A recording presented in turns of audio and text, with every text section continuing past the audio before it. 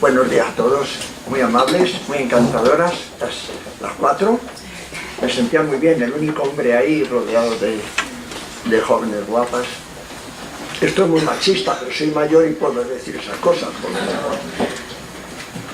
Y bueno, decir que para mí me toca por edad, circunstancias, yo era por presidente de la academia y por tal, estar en muchos sitios y voy de instituto, de universidad, de congreso, de no sé qué, en congreso y hablo con muchísima gente diferente, pero casi siempre me toca hacer o pedagogía elemental o discursos institucionales, pero yo estoy entre compañeros, es un placer. Además, esto no es falsa humildad, entre compañeros que saben más que yo, y digo que sabéis más que yo, y lo digo con conocimiento de causa. Mi hijo, que ha venido conmigo, también es psicólogo, tiene 23 hermosos años, y cuando yo le hablo de mis conocimientos de psicología me dice: papá, ¿eso de qué es? Claro, es que es que la psicología que yo estudié era una rama de la filosofía, era una psicología humanística, y hoy cuando yo hablo de psicología y cuando él habla de psicología me sacan los colores, porque realmente la psicología que estudiáis ahora no es la psicología que estudiábamos entonces, es verdad. Y yo si me examinaran ahora de los libros de mi hijo no aprobaba ninguna, ¿no?, de los que ha estudiado él. O sea que hablaremos de dos psicologías diferentes porque ha evolucionado mucho, como sabéis muy bien, vuestra carrera. ¿Qué es lo que tiene de interés para mí? Yo el día que hablé con ella dije: hombre, me gustaría más que dar una lección más, que además cada día estoy más convencido que no debo dar lecciones. Tengo manuales y cosas y la gente se examina por ellos y yo palidezco, porque yo no estoy nada seguro de lo que pone ahí. No sé si cuando uno escribe una obra de teatro, la escribe, o un guión, es ficción, allá ella. Pero cuando uno escribe algo que son conocimientos, con el paso del tiempo y piensa que se está examinando medio mundo, porque está traducido a los manuales, hay pocos, pues se pasa a Nueva York y se examinan por eso y dices tú: madre mía, al que no se sabe bien esta categoría que yo pongo aquí le suspenden, y yo las cambiaría todas, no sé si me entendéis, porque desconfío mucho de todos esos conocimientos. El tiempo te hace desconfiar. Pero bueno, pasemos en ese juego que tenemos con la cultura, la vida, el razonamiento, pasamos de lo complejo a lo sencillo y de lo sencillo a lo complejo para charlar un rato. Evidentemente que me podéis preguntar, que podéis interrumpir y que podéis estar en desacuerdo. Deberíamos tener como un pequeño punto de arranque de acuerdo. Por ese desconocimiento mío de la psicología actual y por una formación amplia, no voy a negarla, pero de tipo más bien humanístico, diré que voy a hacer los razonamientos que voy a hacer dentro de la razón poética. Vamos a ver si entendemos esto. ¿Cómo voy a renunciar a la razón científica? ¿Cómo voy a renunciar a la razón histórica? ¿Cómo voy a renunciar a la razón biológica, al conocimiento de...? Pues es que no puedo. Lo que quiero decir es que hay que tener cuidado, porque cuando se habla metafóricamente, por medio de imágenes, y ya no cuando se dicen palabras que ya han salido, comportamiento humano, circunstancia, representación, realidad, interpretación, estamos hablando dentro del terreno de la razón poética. Para los más interesados, la razón poética, que es un territorio muy bonito, no nos vamos a meter en eso, porque eso es para un congreso solo, pero para los interesados hay una cadena, que sobre todo Vico, el napolitano Vico, es el padre de la razón poética, y le siguen Ortega, María Zambrano, evidentemente Nietzsche por otro lado. Hay 4 o 5 grandes investigadores, del cual luego derivan otros muchos que explican la diferencia esencial entre la razón poética y la razón científica. Para entendernos, que seguro que me vais a entender, os diría, antes ha hablado Luisa de Margallo, de cuando empezó la historia de la humanidad y cuando empezó el razonamiento sobre los aconteceres humanos, y habló de los griegos. ¿Qué pasó con los griegos? Vamos a ver, el terreno común entre las artes escénicas y la psicología es la ruptura del equilibrio. Punto. Cuando no hay ruptura de un equilibrio, pues no pasa nada, es la vida cotidiana. Cuando hay ruptura de un equilibrio, empezamos no es el comportamiento humano, sino es el comportamiento humano a partir de la ruptura de un equilibrio. Es decir, el agua cuando va suavemente por un río o está en un lago, está tranquilo. La piedra cuando está en la montaña está tranquila. El viento cuando no hay tormenta está tranquilo. Es decir, cuando no está roto ni el fuego, ni el viento, ni la piedra, ni el rayo, están tranquilos. No hay ruptura de equilibrio. En el mismo momento que cae el rayo, cae el agua, se levanta el viento, cae una cascada, hay ruptura de equilibrio. Y en el mismo momento que hay ruptura de equilibrio, hay sonido. Si os dais cuenta, todas las rupturas de equilibrio arrastran sonido. Cuando la piedra se rompe porque le cae un rayo, suena. Cuando el río se desploma, un torrente, suena. Cuando el viento rompe el equilibrio, suena, resuena. Es decir, las rupturas de equilibrio en la naturaleza resuenan mediante un sonido. La ruptura del equilibrio del ser humano resuena mediante las emociones y las palabras. Y ahí estamos ya en el terreno del arte, en el terreno del comportamiento humano que nos interesa, en el terreno de la psicología. Ruptura del equilibrio y signos que acompañan a las rupturas del equilibrio. Toda ruptura del equilibrio emite signos. Trabajamos con esos signos. ¿Qué quiero decir? Cuando yo tengo que explicar obras, que es el teatro, y voy a un instituto, a los chavalitos que hay por allí que han estudiado bajarse al Moro y los tanqueres en mis obras y que les han dicho que tienen que estudiar un Lope de Vega y tal, y que la mayoría no entienden nada, los pobres hacen lo que pueden, pero son muy jóvenes y estaría bueno que entendieran. Yo les explico una cosita y les digo, mirad, cuando pongan un examen, recordad un triángulo. Y aunque os pregunten por una obra que no habéis leído, contar ese triángulo y os van a aprobar. Porque la historia de la literatura es la historia de un triángulo. Y os vais a quedar con eso, porque 3 lados es muy sencillo. Otra vez, comunicar las cosas complejas con imágenes sencillas, porque si no, no se comunican. La sencillez es la base de la comunicación. El que explica cosas complicadas con lenguajes complicados no explica nada. Transmite códigos confusos de forma confusa. La obligación del explicador es simplificar lo confuso. Si no, no, que se calle, es normal, ¿no?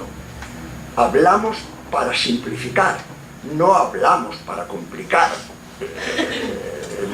Solo habla para complicar el que no sabe hablar. El que sabe hablar sabe que el elemento número 1 de la comunicación es la simplificación, la clarificación y la puesta en imágenes. Bueno, pongamos en imágenes el comportamiento humano intenso, el comportamiento humano con ruptura de un equilibrio. O en una pizarra, o sin poner medios modernos, o con el dedo, hacemos un triángulo. Pin, pin, pin. Y a los chicos se les queda, y a ustedes seguro que también.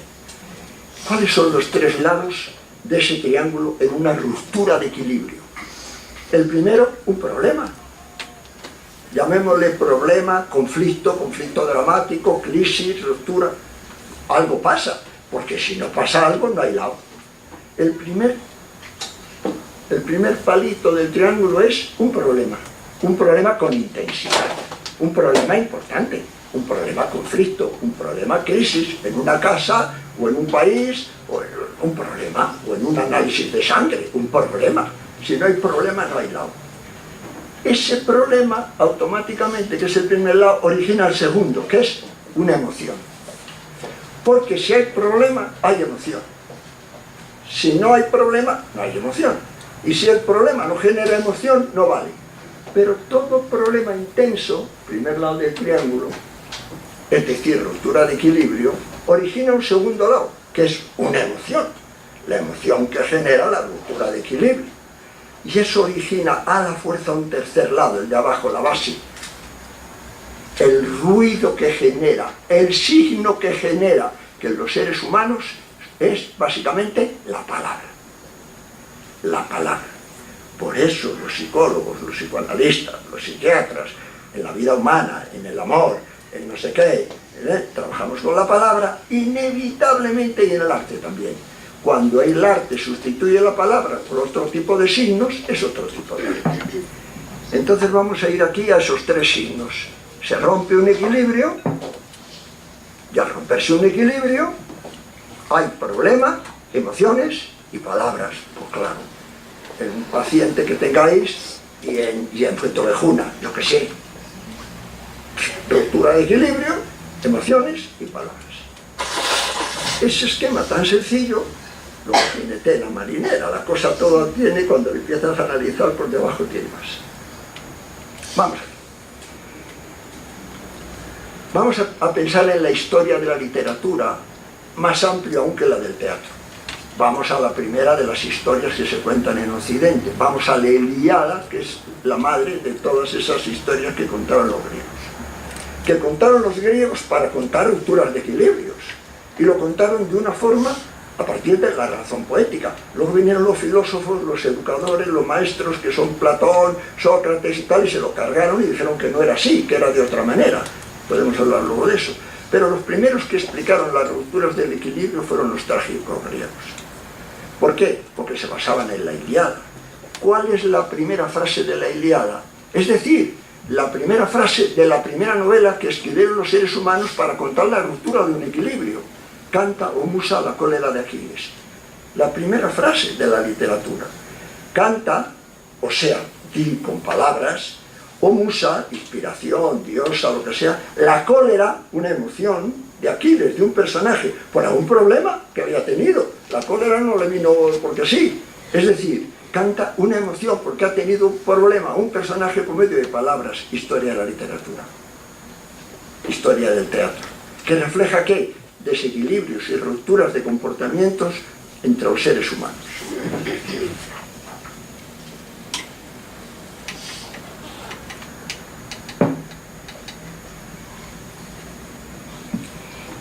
¿Qué es lo que pasa? Que entonces cualquiera puede razonar, bueno, ¿y cuál es la diferencia entre la vida cotidiana y la vida del teatro o la vida de la psicología? La intensidad. El umbral de intensidad. Ustedes mismas, cuando le cuentan a ustedes mismos, cuando les cuentan un problema, distinguen un problema corriente de un problema patológico por el grado de intensidad. En la literatura, pues claro, nosotros vemos montones de obras todos los días y de películas que decimos, no está mal, pero no debería haber sido contado, porque no tiene el suficiente grado de intensidad para hacerme perder 2 horas. Yo cuando me siento a ver algo con 2 horas, espero que sea no una ruptura de equilibrio de que Pepito le ha quitado la merienda a otro niño, Juanito, y han regañado los padres, y a mí que me cuentan. Ahora, si luego el padre de a uno le ha pegado una puñalada a otro, espera. O sea, si ha sucedido algo con una intensidad fuera de lo cotidiano, de lo normal, bueno, empieza a ser tanto psicológicamente como artísticamente interesante. Interesante para contar por medio de la razón poética que va a interpretar signos, que le van a poner signos a esa lectura de la ruptura de equilibrio en ese momento de esos personajes que representan a la humanidad.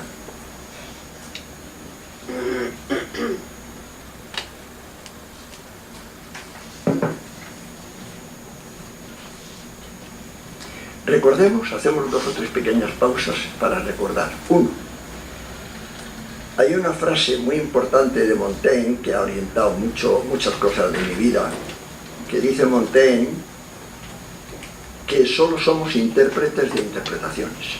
Punto. Cuidado, porque cuando estamos haciendo todo eso, estamos haciendo solo somos intérpretes de interpretaciones. Porque como todos los signos que han dado los seres humanos para contar esas rupturas de equilibrios han sido interpretaciones, nosotros lo más que podemos hacer son interpretaciones de las interpretaciones. Hasta aquí nos seguimos. Es decir, cuidado con la palabra verdad y realidad, porque verdad y realidad son elementos históricos, ahí nos vamos otra vez a Ortega o a Vico, elementos históricos que hacen que lo que para uno sea una interpretación de una interpretación que esconde la realidad, para otro sea un disparate. Por ejemplo, si le cuentas Hamlet o Segismundo a una tribu primitiva, dicen que es una tontería, porque los jóvenes no deben hacer daño a los viejos, que es lo más importante. Es eso. Y hay cosas en esas obras que son irreales para las estructuras primitivas de muchas tribus o de muchas formaciones más ingenuas, ¿no? Depende del grado de elaboración de la mente del grupo humano que está analizando esos signos, ¿no? Entonces, daos cuenta que los psicólogos hacen interpretación de interpretaciones, y en el teatro lo que se hace por encima de todo es representar hacer presente lo que no lo es y traer signos que representan otros signos por medio de interpretaciones, porque lo que hace el intérprete es interpreta un conjunto de signos dados en un momento determinado para explicar una ruptura de un equilibrio. Pero estamos en el terreno de la representación y de la interpretación, que son dos palabras impresionantemente poderosas, tanto para el psicólogo como para la persona del teatro. Entonces, cuando se habla de verdad, de verosimilitud, de realidad, de naturalismo, de tal, tenemos que saber que estamos hablando dentro de estas palabras: interpretar y representar. ¿En qué se diferencia el teatro de la vida? Pues la primera cosa que yo diría desde un niño pequeño a una persona mayor, que el teatro es mentira y la vida es de verdad. Es que es un conjunto de simulacros, de signos, pues igual que la pintura o igual que la música, de signos que en un momento de la historia son más miméticos y en otro momento son más interiores del creador. A veces tratan de reflejar el tú y a veces tratan de reflejar el yo. A veces tratan de interpretar el mundo y a veces tratan de interpretarme a mí dentro del mundo, y en esa interpretación o esa relación con lo que me rodea se elaboran signos que son interpretaciones y que luego, como el creador que escribe o el creador que pinta o que hace música tiene que hacer una obra codificada, inevitablemente lo que hace es mandar un mensaje en una botella. Yo cuando escribo una obra, meto un mensaje en una botella y la echo al mar. El que encuentra la botella saca el mensaje y lo descifra. Inevitablemente, el que lee el Quijote no lee el Quijote, lo descifra. El que lee una novela no lee la novela del autor, la descifra, la interpreta. ¿Es disidente o no es disidente? Ya veremos. Porque los mensajes no tienen más remedio que son codificados a partir de la subjetividad, historia, obsesiones y personalidad y formación del escritor. Según dice, yo voy a escribir en alemán. Narices, como no sepas alemán, la voluntad no incide en los mensajes. Los mensajes en las botellas entran en función de una serie de elementos que ustedes conocen, que son psicólogos, según sus obsesiones, su formación, su capacidad de recepción, las modas históricas, meterá un mensaje. No puede meter ahí, en ese código, lo que él no posee. Y la gente de después, que tendrá otros códigos, tiene que descifrar ese mensaje en la botella a partir también de su subjetividad. Es decir, interpretación de interpretaciones. ¿Qué ha sucedido a lo largo de los tiempos además? Lógicamente, en todo este juego psicología y teatro, tan importante para la historia de la psicología y tan importante para la historia del teatro, decir que las corrientes psicológicas han influido básicamente en el teatro es tan obvio como decir que ha influido, no sé, los ordenadores, o ¿cómo no van a influir? ¿Cómo no van a influir? Podríamos poner un ejemplo, podríamos poner 40. Una de las grandes corrientes que han cambiado la historia de la interpretación de los actores en Occidente es la corriente de Stanislavski, con diferentes líneas y tal. Se han desarrollado primero en Rusia, luego en América, luego en el mundo entero, y como llega al cine y la incorpora, pues apaga y vámonos. Coincide la interpretación de Stanislavski con la evolución del cine, y a partir de ahí se crea como norma de conducta para la interpretación en el 90% de los casos. ¿Pero qué es la interpretación de Stanislavski? ¿Qué libros tenía Stanislavski encima de su mesilla? Pues yo sí lo he buscado, claro. Y está en el manual, es Sechenov, Esteré y Pavlov. Claro, entonces, bueno, el que quiera entender un poquito de todo, los métodos que se originan a partir de Stanislavski, tiene que saber que es pura reflexología rusa, y ustedes saben de eso, y que estamos detrás de esto está la imagen del perro de Pavlov. ¿Qué hace un actor en el proceso de ensayos? Nada más que incorporar conductas a base de un condicionamiento parecidísimo al del perro de Pavlov, de tal manera que primero tiene que buscar imágenes, el director, no sé qué, en un proceso muy largo, muy complicado, y después cuando se pone la ropa del personaje ya le viene la emoción y la situación. ¿Por qué realizar? Y cuando sabe que es la hora de empezar, el actor, de las 7:30, ¡pum!, y está. ¿Por qué está? Porque está condicionado por los ensayos en un proceso de condicionamiento absolutamente reflexológico elemental. Elemental, tan elemental que impresiona. Cuando la reflexología rusa pasa a médica, pasa al conductismo de Balson, de verdad, que todas las corrientes psicoanalíticas hemos estudiado más y sabemos la relación que hay entre Tennessee Williams, la relación que hay, bueno, entre el teatro de O'Neill, Tennessee Williams, ¿no? O luego todo el teatro americano, la línea más de Freud y la línea más conductista. Las líneas de interpretación están siempre impregnadas de las corrientes psicológicas de la época.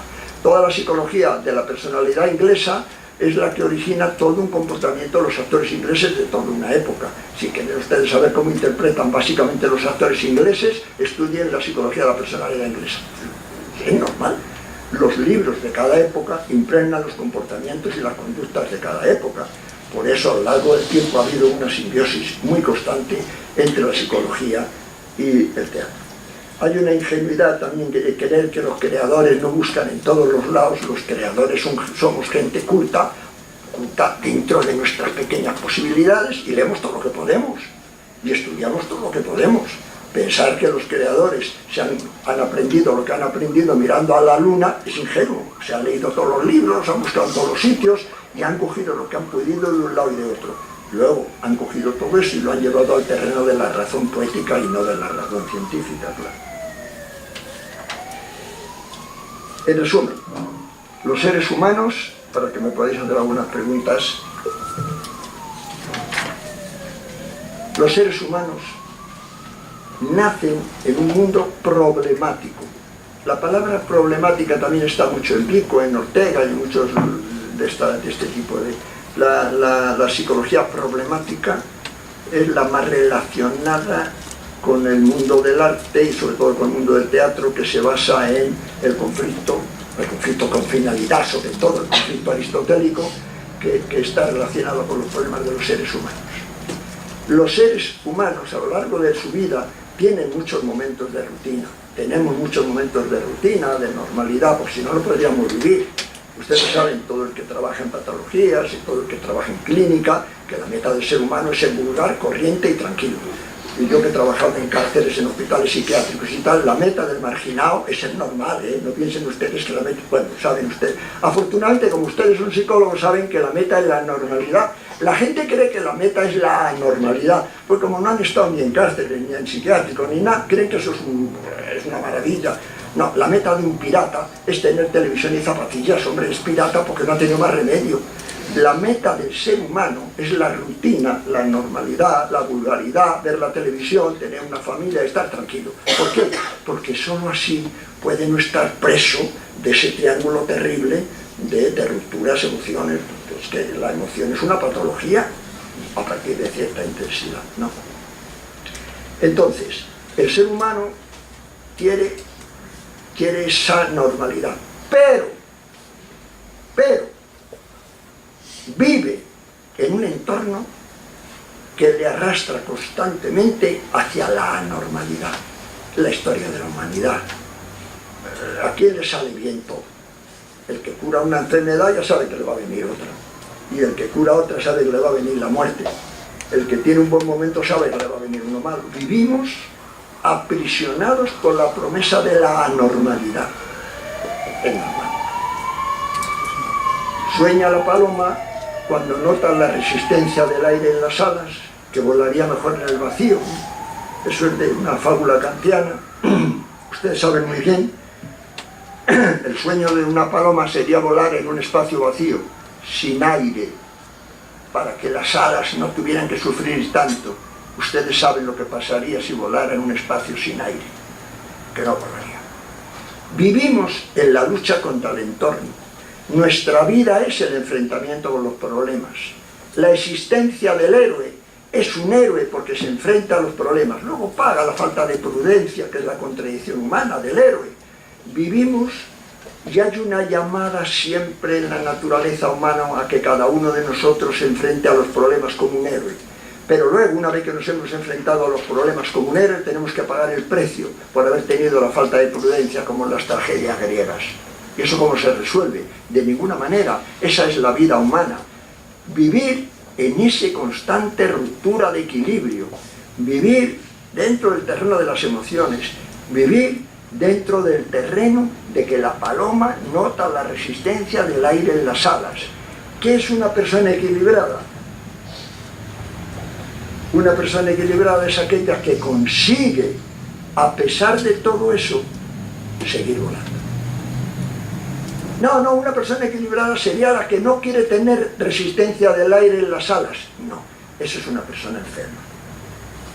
Vivir es en constante conflicto con esa ruptura de equilibrio que existe en la naturaleza como parte esencial de la vida de los seres humanos.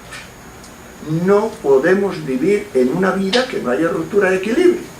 Ya, pues sería bonito, pues es libre que fuera bonito, pero no existe nada más que en la mente de los cuentos de los niños.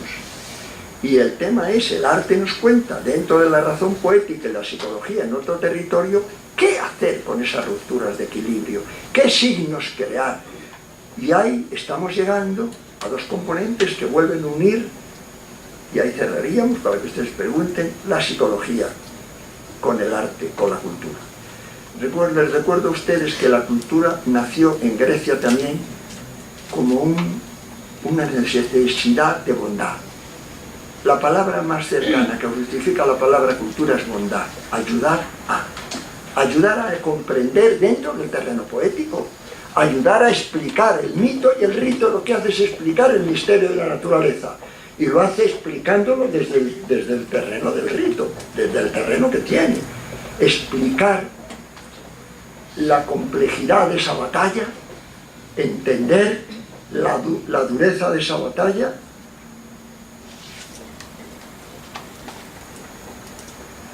¿Y todo eso para qué?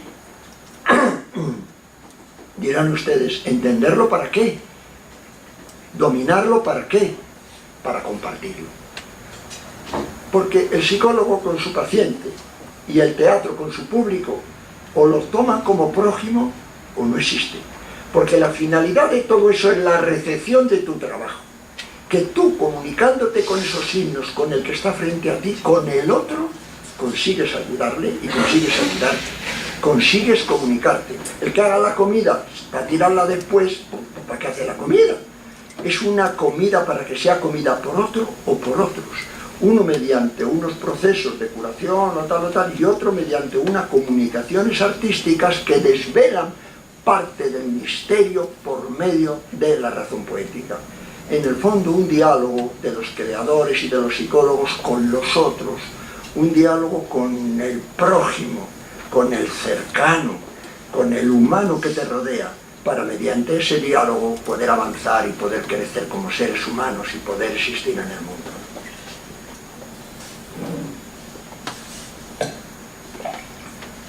Y como son las 11, y tengo algún catarro de estos de cambio de tiempo bueno, como tenemos casi todos. Mi tentación, solamente la palabra, antes he hablado de representar y no me he detenido, y me gustaría un poquitín pararme en la R, esa de representar. Porque uno de los elementos interesantísimos del arte es que es esa R, ¿no? Fíjense ustedes, cuando estás ensayando con actores, incluso muy ingenuos y muy sin formar, si estás ensayando con dos actores, aunque no estén formados, ya si están formados, por más razón, como están en un escenario pequeñito que representa al mundo, todo en el escenario tiene un valor de representación. No tiene el valor individual, tiene el valor de la lupa, de que lo que está allí es mucho más de lo que está allí. Ustedes saben que, por ejemplo, el tema del teatro, los que hacemos teatro, que hay aquí algunos, los que están fuera del teatro y que no tienen nada que ver con el teatro, porque eso pasa también con la pintura y con otras artes, desde fuera nos miran como diciendo, ¿para qué viene tanto ruido? ¿El teatro qué es? Y es verdad, el teatro es una cosita pequeña, vista por ellos y vista por nosotros si nos ponemos en sus ojos. Yo digo siempre que el teatro es como un limón en una frutería. Ven un limón y dicen, pues un limón, pues para tanto un limón, una cosa así pequeñita, amarilla. Yo digo, sí, pero sácale el zumo. Si le está cerrada y no le sacas el zumo, es que no es nada, porque el limón es para sacarle el zumo. Si no le sacas el zumo, no es nada, pero si le sacas el zumo, lo que hay en el limón, ¿no? Si le sacas el zumo a esa representación, uy, lo que hay. Si un actor viene por aquí, otro actor viene por aquí y se dan un beso, pues si daros un beso, ala, se acabó, pues ando un beso. Pero hay si ese beso representa todos los besos de la tierra. Hay si ese beso representa la necesidad de amor de los seres humanos en la tierra. Hay si ese beso representa que sin esa carga de entrega del otro, la humanidad termina en ese mismo momento. Son dos actores y ahora cuando se miran a los labios ya no saben cómo darse el beso, porque no es un beso, es el beso que representa el beso. Cuando bebes agua, pues bebes agua, pero cuando un actor bebe agua en un escenario, bebe toda el agua de la tierra y bebe por primera y por última vez el agua. O sea, es que es el acto en sí, y el acto que representa todos los actos. Cuando se hace una mujer que te fusilan o que te pega al marido, no eres tú, Pepita, que te pega al marido, eres todas las mujeres de la tierra las está pegando su marido, porque representa. Por eso tiene un valor, porque si fuera un acto aislado, pues te vas a ver al vecino, porque el acto en sí no tiene interés. Tiene interés cuando esa representación es un signo de los aconteceres humanos del ser humano en la tierra relacionándose con los otros, ¿no? Bueno, para las 10 de la mañana está bastante bien. Solo las 10, para las 7 de la tarde. Llegué allí, ¿qué ha pasado? Llegué ya a las 10 de la mañana. Paramos aquí un poquito. Reflexionamos y me hacéis alguna de esas preguntas que tú tenías ahí que están muy bien, algunas de ellas, y de las que queráis, o me lleváis la contraria, que también está muy bien. A mí me gustaría decir una frase, o sea, recordar una frase que resuena. Habla más alto para que te oigan detrás. Es que no te oyen detrás. No, sí, con que te gires un poco. Con la experiencia de la Bueno, hola, ¿se oye ahora? Simplemente me gustaría recordar una frase que resuena en mi memoria, que la decías muchas veces en clase y que me parece que resume bastante de lo que estás contándonos hoy, ¿no? Que el teatro es esencia de vida. Sí. Esencia de vida. Es como, bueno, pues esa intensidad o ese representar a tantas vidas, ¿no? Simplemente, bueno, Sí. Quería compartirlo. Sí, la palabra esencia, el arte es siempre esencia, síntesis, es síntesis de tiempo, porque mucho tiempo se juntan 1 hora y media, es síntesis de espacio, porque todos los espacios del mundo se juntan en 4 o 5 metros, y es síntesis dramática de la vida que mediante unos pocos signos hacen verosímil una causalidad que es esencia de vida. Vamos a ir a la esencia. Y ojo, porque eso me permite, antes ha salido la palabra circunstancia. ¿Ha dicho tu circunstancia? No, ha sido Miriam. El comportamiento humano y la circunstancia. Otra palabra donde no nos podemos detener, pero que es importantísimo. Hoy en el teatro y en el arte, importantísimo. Dice Gracián, que era otro bastante listo, a ver si me acuerdo, porque lo hice muy bien. No basta la sustancia, requiérese también la circunstancia. Eso lo dice Gracián. Claro, la esencia o la sustancia es muy importante, pero ojo con la circunstancia. Porque si no nos vamos a una teología, a una ontología, nos vamos a un territorio, al territorio de la divinidad, de los absolutos, de las esencias, donde nosotros es que no podemos ni entrar. Pero si hablamos de la circunstancia, sí que podemos entrar, ¿eh? Y la circunstancia, ustedes además como psicólogos, se dan cuenta hasta qué punto dice, yo le quiero, pero es que él, bueno, sí, querer o no querer es la esencia que me da igual, lo que importa es la circunstancia. La circunstancia hará que ese cariño sea posible o no. O no. Dice, pero si nos queremos en el fondo, como si os queréis en la superficie. La circunstancia condiciona la sustancia, o la esencia. Pues a la palabra esencia añadamos la palabra circunstancia.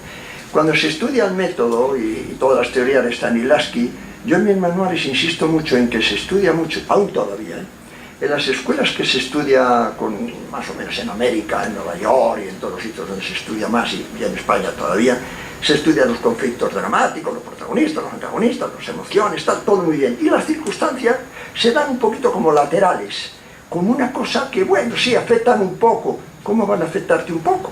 Ese mismo conflicto que tú tienes por algo en un momento de tu vida es diferente si tienes cáncer o no, al margen del conflicto. O es diferente si tienes dinero o no. O es diferente si eres hijo de un alcohólico o no. O todo lo que te sucede en tu vida está tan enmarcado por la circunstancia. Fíjense ustedes que la frase de Ortega es muy bonita, porque la gente se sabe la primera parte, pero no la segunda, ¿no? Casi todo el mundo se sabe eso de yo soy yo y mi circunstancia, pero casi nadie se sabe la segunda parte, que dice Ortega. Pues la segunda parte es muy fuerte, pero bueno, no sé por qué nos ha hecho famosa. La primera parte de la frase es yo soy yo y mi circunstancia, que está muy bien. Y Ortega copia de una cadena de esto viene muy atrás, lo de la circunstancia, claro, no es de Ortega. Y la segunda parte es, y solo salvando a estas, me salvo a mí mismo. Es decir, como yo soy yo y mi circunstancia, solo salvando las circunstancias o solo modificando las circunstancias me modifica a mí mismo. ¿Cómo te vas a modificar tú si estás metido en unas circunstancias y no modificas las circunstancias? Y ustedes saben además como psicólogo que generalmente es más fácil modificar la circunstancia que la esencia. Porque lo de la esencia es que como no sabemos dónde está, si dice circunstancia, madrugo, pues eso se puede cambiar, no madrugues. Pero como te meto un rollo psicológico profundo de que no, porque yo en el fondo soy y tal, eso ya de la esencia mejor no, pero la circunstancia sí que se puede tocar. Esencia y circunstancia. Había preguntado a alguien por detrás. Sí.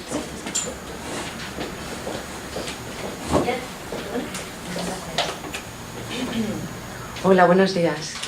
Bueno, José Luis, lo primero es decirte que te admiro muchísimo y además, bueno, tengo mucho cariño a La Estanquera porque cuando empecé a hacer interpretación fue una de las primeras escenas que tuve que hacer, entonces, una escenita corta. Bueno, mi pregunta está relacionada con esto que has explicado del triángulo, ¿no? De este triángulo de... Pero adelante. Sí, del triángulo, ¿no? Del problema, la emoción, el ruido... Que realmente me parece que define muy bien, ¿no? Esto que vemos en la representación y esta intensidad, ¿no? De las emociones, que es lo que provoca el conflicto. Sí. A mí me ha conectado un poco, me ha resonado con el triángulo dramático de Eric Berne. El triángulo dramático también como perseguidor, salvador, víctima, que también muchas veces me lo he encontrado viendo una película, viendo una representación, que también se repite un poco, ¿no? Esta cosa en la que de repente hay alguien que se posiciona en alguna de estas tres posiciones y van rotando además. Muchas veces no se sabe muy bien quién es el perseguidor, o en un momento dado pasa a ser salvador, o esta víctima que creíamos que era víctima pasa a otra de las posiciones. No sé si esto que te explico le ves algún sentido o es algo que a mí me ha... Sí, pero fíjate, sí, está muy bien lo que estás diciendo, pero yo no es que, como hay que un poquito hablar unas poquitas cosas, soltar unas cuantas ideas para iniciar a las 10 de la mañana todo esto, pero he tenido cuidado en no meterme con el terreno que se ha hablado antes y muy tentador del personaje o del tipo y tal, porque todo eso es un curso monográfico de un mes. Entonces, tú ya estás hablando de un paso diferente. Yo hablaba, cuando hablo de problemas, cuando hablo de emociones, cuando hablo de palabras todavía no me meto en el terreno de los roles que desempeñamos cada uno en ese juego. Porque, vamos a ver, si habláramos de la corrupción de moda ahora en España, no nos meteríamos todo a descubrir cada uno de los corruptos por qué es corrupto, sino que diríamos, problema, hay corrupción, la gente se echa las manos a la cabeza. El ser humano tiene corrupción como tiene tendencia a la violencia, como tiene, o sea, naturalmente el ser humano, la naturaleza es muy imperfecta, y eso lo saben los psicólogos muy bien. Está bien hasta cierto punto, pero la naturaleza tiene que estar modificada por la cultura y por la educación. Si no, eso de que el buen salvaje, a ver quién cree, muy bien, pero que viva otro con él. Eso del buen salvaje es una broma. porque el buen salvaje es un mal bicho, en principio. Entonces, la tendencia seguramente natural de alguien, si hacemos la abstracción y tal, es quedarse con todo, adueñarse de todo, aplastar a los demás y tal. La cultura, la educación, va despertando la empatía, el reconocimiento de lo ajeno y tal, y poco a poco la humanidad ha ido, pero evidentemente, esto es igual que los problemas que yo decía antes del aire, los pájaros, la corrupción, es decir, las ganas de quedarte con lo que no es tuyo y de destruir a los otros, forma parte del componente humano. No nos debemos sorprender porque unos roben a otros, porque yo creo que eso es de Adán y Eva, desde los primeros mitos, se cuenta cómo uno se... Caín y Abel, uno va y mata a otro para que... O sea, forma parte normal de la naturaleza humana quedarse con lo de los otros y engañarles. Vamos a ver, hasta aquí. Otra cosa es que la cultura, la política, la educación, genere instrumentos de corrección, para que luego unos hagan caso a esos instrumentos, otros no, otros los trapicheen, otros tal, y ya son los personajes. Luego ya, como cada uno, por ejemplo con la violencia, ¿el ser humano tiende a la violencia? Sí. Una vez corregido por la naturaleza, por la cultura y la educación, ¿se sujeta a la violencia? Sí. ¿Todos la sujetan igual? No. Y ahí vienen los personajes. Por ejemplo, hay una cosa muy curiosa con la corrupción. Si ustedes se dan cuenta, se dice corrupción igual al que roba 1000 euros que al que roba 1 millón. No es posible. Porque violencia no es igual el que empuja que el que clava un puñal. Habrá que graduar. La violencia se gradúa. La corrupción debe ser admitida como normal entre los seres humanos. Si lee uno mucho a los griegos y a los romanos, sabe uno que la corrupción, vamos a ver, lees a Tácito, bueno, ¿sabe lo que decía Claudio? Decía Claudio en sus memorias, y era un historiador, bueno, si tienes mando y no eres corrupto, ¿para qué tienes mando? Porque sí, claro, es como el sueldo del poderoso es la corrupción. Bueno, ahora, una vez que la naturaleza y las leyes dan unos instrumentos de corregir eso, ahí surge el personaje, el que lo acepta, el que no lo acepta, el que lo trapichea, el que engaña, el que hace un sistema político para él poderlo. Y ahí vienen ya la diferencia de los seres humanos, al utilizar la violencia o no, al utilizar la corrupción o no. Digamos que eso es un elemento, el personaje es el que cómo incorpora la cultura a la natura. Esa incorporación es la que, según la va realizando cada uno, es diferente personaje. Y las terapias casi siempre son incorporación de la cultura a la natura. Me da con un hacha por lo normal. Yo tuve, cuando hablabas del psicodrama, en aquella época yo trabajé en Cienpozuelos y empecé a ir con Pablo Población en el psicodrama, y trabajé un tiempo y acababa de licenciarme, era muy jovencito, muy jovencísimo, acababa de licenciarme en psicología, y un grupo de actores colaborábamos en el sanatorio de Cienpozuelos, en psicodrama, y yo, como acababa de licenciarme además en psicología, los demás no, pues me pidieron que fuera como psicólogo a hacer prácticas. Y bueno, pues yo mezclado con el psicodrama fui un tiempo a Cienpozuelos, al hospital de mujeres, estoy hablando de la época de los burros, yo creo, y los carros, de hace 1000 años. Y allí al hospital psiquiátrico, que estaban sobre todo monjas y 2 o 3 psiquiatras, y había 2000 enfermas. Ahí descubrí que el que alguien le clave un cuchillo a alguien es normal, que el que alguien prenda fuego a un pabellón es normal, que todo es normal, porque la mente humana hace el asesinato es normal. Usted, el que se asuste con un asesinato, dice que no sabe nada de la mente humana. Forma parte del componente humano. Otra cosa es cómo se corrige mediante, por ejemplo, un elemento clave en la historia del teatro, en la historia de la psicología, los precios. Los precios. El qué largo me lo fiáis de don Juan Tenorio. El corto y largo plazo. Ustedes saben que el 90% de las obras de teatro hablan del corto y largo plazo. El corto plazo es hacer lo que te da la gana, la naturaleza. El largo plazo es lo que te pide la educación, la cultura y la sociedad para ser una persona, para que no te saquen como al Puyol de viejo todas las cosas. O sea, para que luego de mayor, para las religiones que puedas ir al cielo, para los psicólogos es para que te puedas hacer mayor en paz, desde luego, yo he tenido tarjetas de esas, de otro tipo, pero claro, a mí cuando me llegó una tarjeta de esas por otro camino, porque he ocupado muchos cargos en la vida y tal, por sensatez del corto y largo plazo, el primer día que me la dieron la metí en un sobre y dije, uy, uy, uy, uy, estos los vagones. ¿Por qué? Porque sabía que a largo plazo es una bomba. En el fondo, la madurez mental, el equilibrio, es saber el corto y el largo. Vamos a ver, si yo esta noche cojo una borrachera de 1000 diablos, tengo 4 días de resaca. Bueno, voy a pensar si me la tomo o no. El equilibrio es la droga, pues ustedes saben, la droga no es ni mala ni buena. A corto plazo, pues seguramente es estupenda, pero a largo plazo, quita. Entonces es siempre un problema de equilibrio de corto y largo plazo. Las obras de teatro todas cuentan en el primer acto equivocaciones del corto plazo que se pagan en el tercer acto, que es en el cuarto plazo. Lean Macbeth, yo qué sé.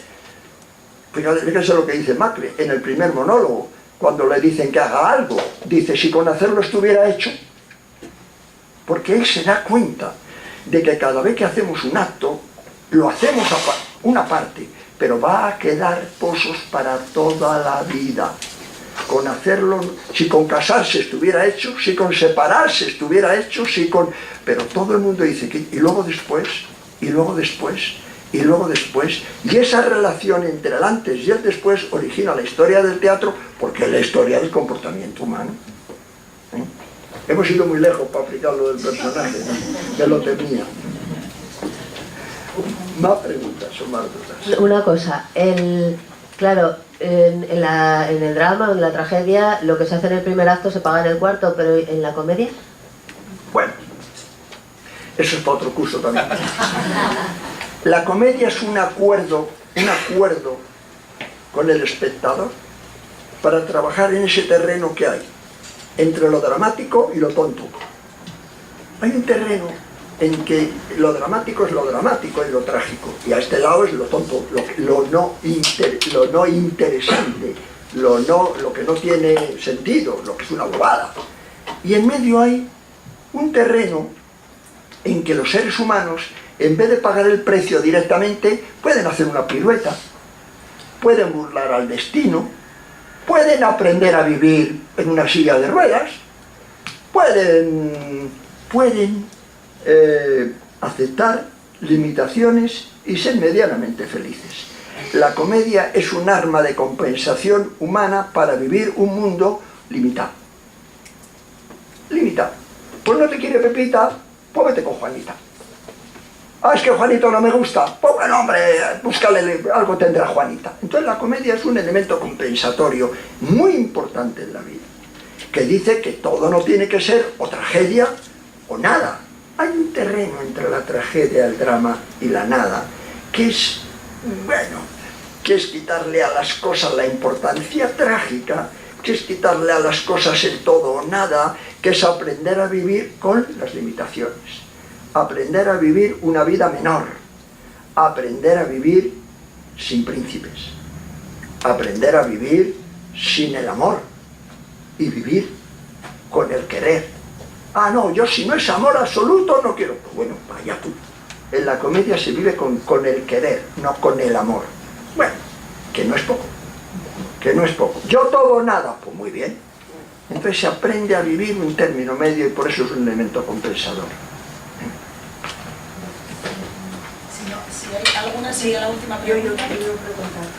Sería la última ya porque se nos va el tiempo, ¿vale? José Luis, yo te quiero preguntar, ¿te acuerdas del juego de los dominantes? Me gustaría que me dijeras en qué año fue y te voy a dar una información que seguramente no la sabes. ¿Te acuerdas que lo dirigía Juan Carlos Ubiedo, que era un tipo fenomenal, un loco de la vida? Bueno, la semana pasada han venido unos chicos de Brasil. Yo estaba a casa de Juan Margallo y le iban a hacer unas preguntas sobre Juan Carlos Ubiedo. Y qué curioso cuando Juan le pregunta que qué ha sucedido con Juan Carlos Ubiedo, que era un tipo genial y loquísimo. Yo me acuerdo de él, yo creo que fue en el año 68, 69. Y he de decirte que nos dijeron que había muerto en el 2009, pero que llevaba de chamán 30 años en Brasil, de chamán. Fíjate, el teatro y el chamanismo que van juntos, 30 años. Cuéntanos algo de esa experiencia. Bueno, tal vez lo que puede trascender de eso, porque las anécdotas tienen interés cuando son significativas. Es un poco lo de la comedia que hablamos antes. Hay comedias que, siendo comedias, son significativas, no insignificantes. Pues las anécdotas, para que no sean insignificantes, sean significativas, en el mundo del arte, yo conocí muy bien a Juan Carlos, claro, y era un hombre, hay un territorio. Yo estoy tratando de escribir una obra de hace tiempo que la arrincono por otras, que se llama ¿Qué pasa por tu cabeza? Y habría que lo que había que preguntarle a Juan Carlos Ubier. Hay un grupo de gente muy interesante, que navega entre una patología, un cultivo al yo excesivo, una búsqueda de signos nuevos y novedosos, un epatar a la burguesía, que al fin y al cabo es la que paga cuando le sorprendes. Si te corta la vena, pues la gente te da algo por cortártela, claro, pues te corta la vena, ¿para cuánto? A 5 euros el corte de vena. ¿Hay algo? No, pero no lo digo despectivamente, que es teatral el corte de venas, ¿no? Entonces Juan Carlos estaba en esos movimientos rompedores, con búsqueda de nuevos signos, de tal. Y bueno, es normal. Eso me recuerda una anécdota que también es bonita. No hay que tener cuidado con ella, porque no hay que tener cuidado con nada, ¿no? La vida es la vida y cada uno la vive como la vive. Pero yo viví una historia con un alumno muy parecido a eso que me cuenta de Juan Carlos. Me llegó una vez un alumno, bueno, he tenido tantos alumnos, las anécdotas, pero me llegó una, porque es significativa y se parece a eso. Me llegó una vez un alumno que venía de Alicante, de un pueblo de Alicante, y que era muy primitivo el hombre, pero tenía mucho amor por el teatro. También se da esos fenómenos. La gente más primitiva pasa directamente a la requete vanguardia. Generalmente no pierde el tiempo en lo del medio, porque claro, el medio tiene tela. Pasan de lo primitivo y la tribu al último signo, ¿no? Y bueno, y está bien, porque también descubren cosas y eso. Y este chico era muy inquieto, estudió un tiempo conmigo y era más inquieto que todo eso. Y yo luego le di una carta para ver si se podía ir a Nueva York, porque él quería buscar lo auténtico, lo de más allá, quería buscar algo más allá del teatro, y se fue a Nueva York. Claro, en Nueva York no lo encontró.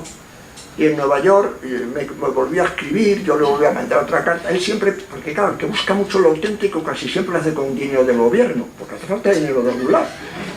Y siempre hay unas cuantas becas para los que buscan lo auténtico. Eso está bien. Ustedes si piden una beca para algo normal no se lo van a dar, pero si es para algo muy raro y muy auténtico, a lo mejor se la dan. Busquen por ahí.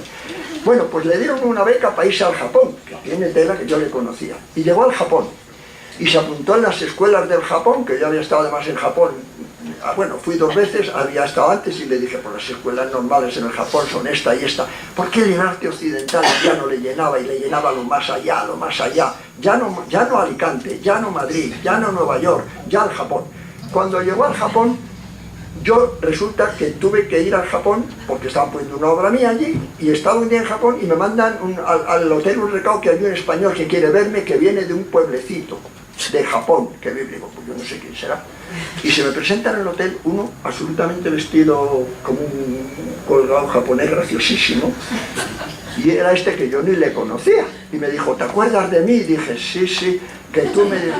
Dice, es que vivo en una montaña del Japón. Digo, ¿cómo que vives? Dice, sí, porque cuando tú te acuerdas que me vine de Nueva York a Japón buscando el arte auténtico, sí.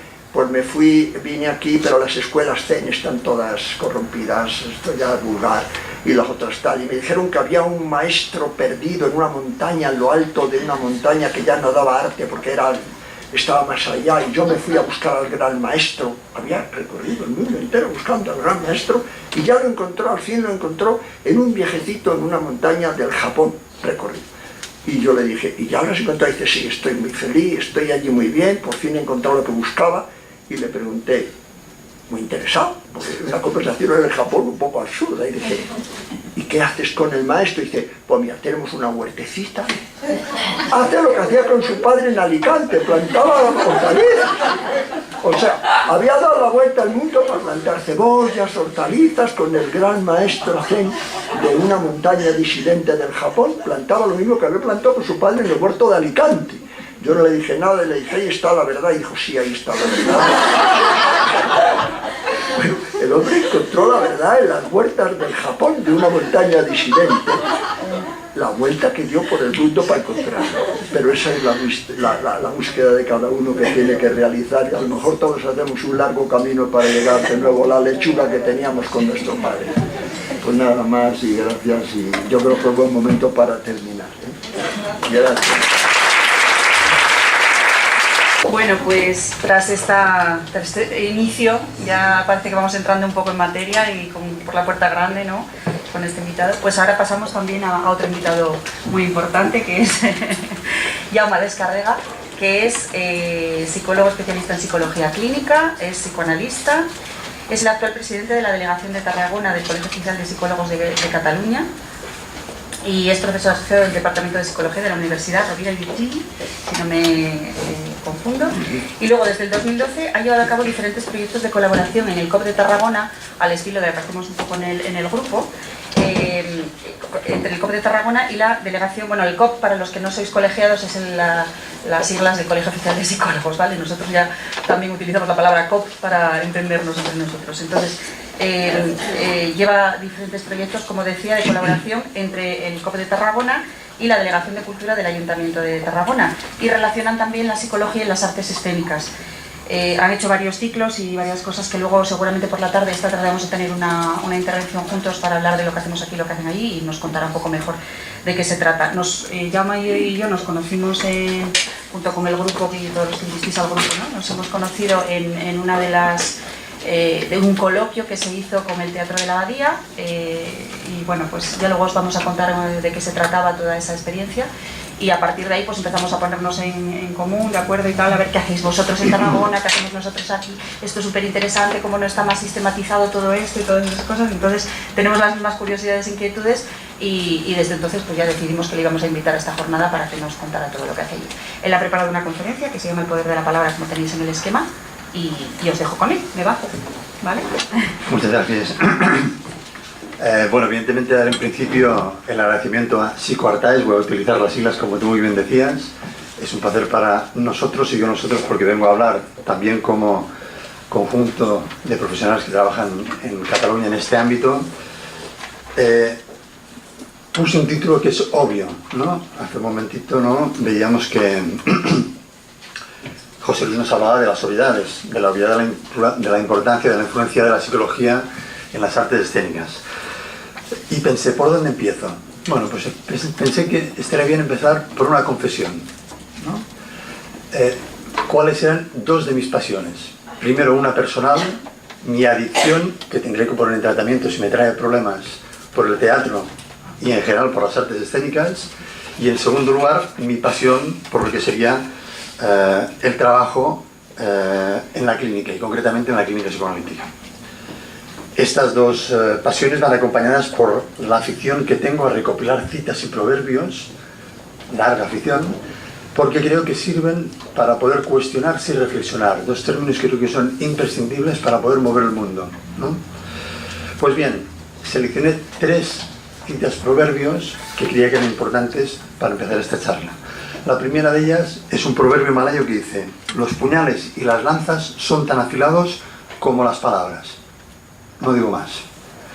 Segunda cita, en este caso de un escritor inglés, Robert Barton, siglo XVI-XVII, que dice la siguiente cita: una palabra hiere más profundamente que una espada. Y la tercera y última de momento, van a haber muchas más, no se preocupen, es de una gran novelista española, premio Cervantes, miembro de la Real Academia Española, que desgraciadamente nos dejó este pasado verano, que es Ana María Matute, gran escritora evidentemente. La palabra es el arma de los humanos para aproximarse unos a otros. Son palabras, como decíamos, de Ana María Matute. Bueno, pues si le decía que a mí las frases me sirven para cuestionarme, yo me cuestionaba precisamente para interrogarme si la palabra sirve siempre para aproximarse, o en muchas ocasiones la función que tiene es más bien la de alejamiento y de distanciamiento. Es claro que es así, es una obviedad, pero que contradice, como decíamos, ¿no?, esa frase que Ana María utilizaba. Pero también me permitía reflexionar, la otra parte de lo que es importante sobre las frases, que aquello que nos diferencia a los humanos de otras especies es precisamente el lenguaje y la utilización que nosotros hacemos de este lenguaje. Bueno, empiezo por un principio relativo, como todas las cosas, ¿no? Se habla ahora de la relatividad de las cosas, de la verdad y de lo absoluto, evidentemente. Bueno, voy a ubicar este principio relativo, como decíamos, ¿no?, en lo que yo considero que es el inicio de la andadura de este espacio que tenemos en Tarragona, que se llama el Fórum del Espectador. Hablamos por la tarde de ello. Lo fechamos en conjunto en la primavera de 2012 en unas jornadas que organizamos en la delegación de Tarragona, que se llaman Shakespeare, una lectura psicoanalítica cuando las pasiones nos arrastran. Si habla de pasiones y nos habla de pasiones, evidentemente algo tengo que ver en este título que enunciamos. Pues en esta jornada me tocó a mí hacer una presentación, una comunicación que yo titulé Las armas de la tragedia de Otelo. Supongo que ahora entenderán por qué escogí las tres frases anteriores, en las que puñales, lanzas y espadas son los acompañantes principales de la palabra.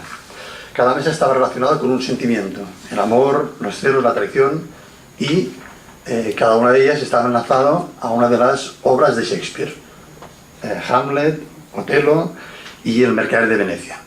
Yo escogí hablar de Otelo, pero aunque escogí hablar de Otelo, empecé mi charla con una frase que hacía referencia a Hamlet. La frase es la siguiente: el arma de Hamlet no es la daga ni la espada, es la palabra. Esta es una frase que podría ser muy bien de un psicoanalista, pero que en este caso no era un psicoanalista, sino que era de Joan Sallent. Él es un filólogo y traductor muy importante en Cataluña, que traduce muchas obras de Shakespeare y de otros autores, que hizo la traducción y que se desarrolló por parte de una obra de Hamlet que adaptó Oriol Brogi cerca del 2009-2010, creo que era. Una versión interesante que valdría la pena ver. Bueno, pues como decíamos, Joan Sallent, este filólogo traductor, disfrazado de psicólogo psicoanalista, porque yo quitaría lo de psicoanalista, sirve para cualquier, como decíamos, ámbito de la psicología, continúa diciendo: la palabra es su arma multiusos, le sirve de antídoto contra la neurosis depresiva que arrastra, le sirve para combatir la hostilidad del entorno, para desconcertar al personal y para deslumbrar al espectador. Desconcertar y deslumbrar, dos palabras que me parecen fundamentales en este sentido. Y acaba diciendo: el neurótico del siglo XXI no tiene ni el arma de la palabra, o si la tiene no la sabe esgrimir, o si la esgrime a menudo está demasiado oxidada. Hasta aquí, como decíamos, la cita de Juan, y también hasta aquí, como decíamos, ¿no?, nuestro trabajo conjunto. A partir de aquí, las funciones de lo que es el traductor y de lo que es, evidentemente, el psicólogo empiezan a diferenciarse. Un poco, muy poquito, sobre teoría psicoanalítica para no cansarles. Además es lacaniano, o sea que, como decía antes, ¿no?, hay que comunicar para que se pueda entender, aunque, como decíamos, ¿no?, el neurótico precisamente a veces se comunica con ese desconcierto y esa falta de claridad también. Jacques Lacan, en su texto Los cuatro conceptos fundamentales del psicoanálisis, hace una definición del inconsciente que me parece interesantísima. Dice: el inconsciente es la suma de los efectos de la palabra sobre el sujeto. Y los analistas, evidentemente, los psicólogos en general, diría también, somos los destinatarios de la escucha de esta palabra. Cada psicólogo con su modelo la escuchará y la utilizará de manera distinta para trabajar, evidentemente, en su ámbito concreto. Una palabra que sería la única manera de poder acceder, dice el psicoanálisis, a la verdad sobre el deseo, siendo esta la premisa fundamental en la que se basa la cura psicoanalítica. Solo la palabra es la clave de esta verdad de la que habla el deseo. Lacan afirmaba que el lenguaje se impone y a la persona no le queda otro remedio que hablarlo.